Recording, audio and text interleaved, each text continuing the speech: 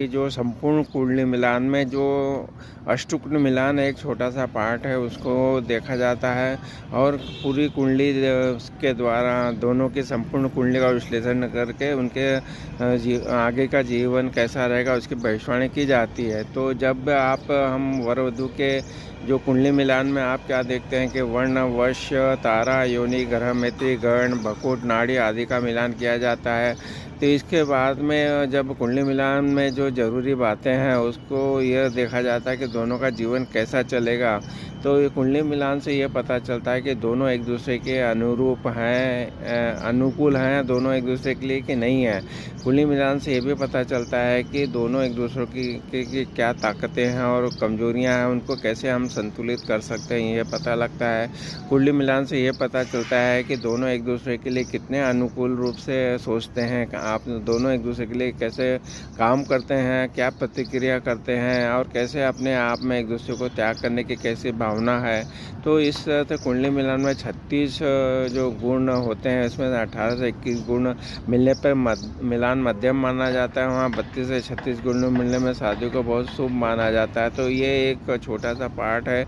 इसके बाद में आपको जो संपूर्ण कुंडली मिलान की व्याख्या की जाती है, तो उसके लिए दोनों का जो है कुंडली के जो धन भाव है, सुख भाव है, शादी का भाव है, आप शादी से अच्छी अपेक्षा कैसे रखते हो, इसके लिए 11 भाव है जो इच्छा पूर्ति का है।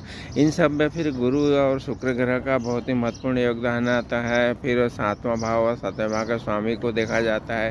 तो इन सब चीज़ों को देख के ही संपूर्ण कुंडली मिलान होता है और जो उसके द्वारा ही आप भविष्य में वर वधू की जो कुंडली मिलान से ये बताया जा सकता है कि इनका जीवन कैसे आगे चलेगा और किस तरह से ये जो कमजोरियां उससे पता लग रही है तो उसको किस तरह से आप समाधान के द्वारा आगे बढ़ सकते हैं। तो इन सब चीज़ों का आपको विश्लेषण करवाना चाहिए और देखना चाहिए कि सिर्फ जो कंप्यूटर से आप जो एक मिलान निकालते हैं वो सिर्फ छोटा सा पार्ट है, परंतु उसके साथ साथ में संपूर्ण कुंडली मिलान का दोनों का अध्ययन किया जाता है। उसमें किसमें ताकत, कौन सी ताकत है उनकी कुंडली में और क्या कमजोरियां हैं, किस तरह से उनको बैलेंस करना चाहिए, कैसे आगे ग्रहों की दशाएं आ रही उसको देखा जाता है। ये सब चीज़ों का आपका अध्ययन करके ही आपके आगे के जीवन के भविष्यवाणी में जो है कैसा जीवन चलेगा उसके की जा सकती है। तो आपको एक ज्योतिषी से कुंडलिका का संपूर्ण कुंडलिका विश्लेषण करवा के ही आगे बढ़ना चाहिए।